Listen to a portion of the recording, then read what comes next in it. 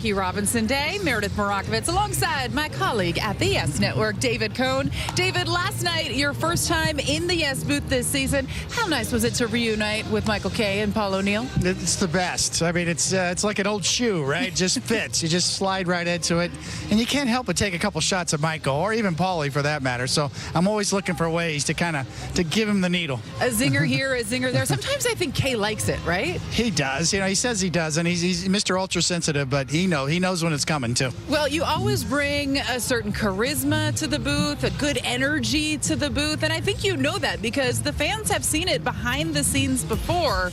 And David, there it is. Michael, completely uninterested. You just getting your groove on, my friend.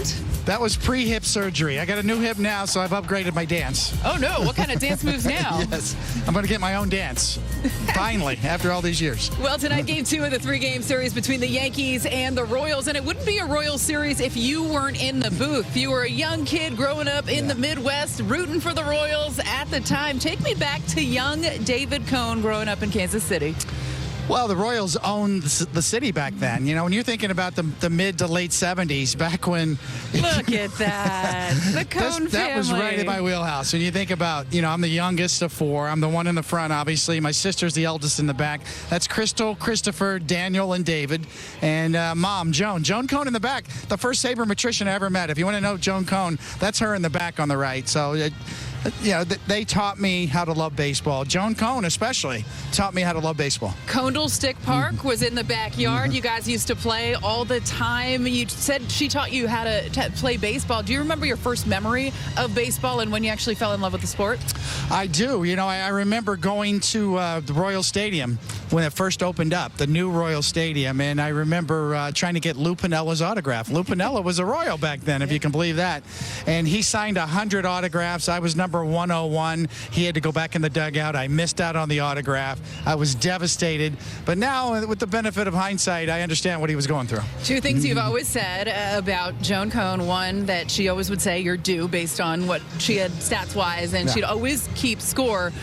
When she kept score, did she ever give you an extra strikeout or two, an extra hit or two? No, but she gave me some screams from the crowd to throw strikes. You know, she's up in the stands. She would have loved the pitch clock. Joan Cohn hated unmanageable games. Hey, when you talk about a guy that knows how to throw some strikes, it is Max Fried. What has been your early impression of him as a Yankee? A true ace. That's what I think. When I look at Max Fried, I think, where would the Yankees be without him right now? I mean, obviously, with Garrett Cole's injury, he steps up. He's a true number 1. He knows what he's doing out there. He loves the big stage. He wanted to come here to New York and play for the Yankees. He could have gone several other places, but he chose to be here, and I think that's an underrated facet for playing in the Bronx. You got to want to be here. What do you think of the Yankees bullpen this year? Obviously missing some pieces, but overall. Well, I think Devin Williams is going to get settled in. He's too good. He has too long of a track record not to sort of fit in. As soon as the weather warms up, I think he'll get a better feel for all of his pitches. But also, I think they need some help. They need some hard throwers, and that's where I think Jonathan Loizaga will fit in. They've got a lot of guys with good trick pitches, some splitters, the airbender, a lot of guys that can make the ball move. They need some guys that can throw the ball hard again, and I think that's where Loizaga will fit in. Well, David, unfortunately, we are out of time, and I know you need to get back upstairs to your boys, Michael and Paul, so I'll let you go. Thanks for joining us on BP All Access. My pleasure, Meredith.